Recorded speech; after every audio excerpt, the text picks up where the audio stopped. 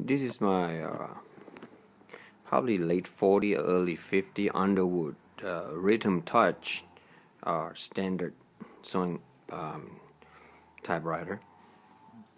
I just got it not too long ago, and first I'm kind of worried how I'm gonna be able to use it when I cannot find ink ribbons. And after thinking for a while, I think, wow, hello, I don't need ink ribbon. I can use carbon paper, and the result come out the same thing. See, that's carbon paper. You can easily get from any office supply store, and this is the result. See? Come out very good. Well, I need to, because the machine never been restored, so a lot of dirt, gum thing inside, like some letter, like a single line like this, very sharp, but M, A, E, O, or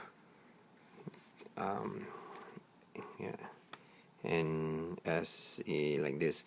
It's too much dirt inside the typeface, so I need to lift each one up and clean it with the brush or some kind of pin or something to clean out, get rid of the dirt that build up inside the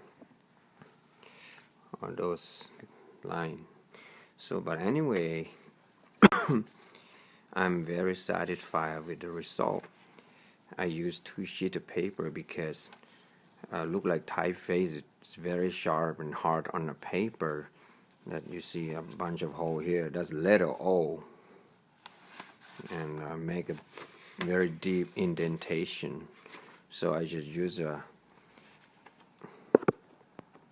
front one as a bumper paper, and then I put the carbon paper right in the middle, and the third one is a final product.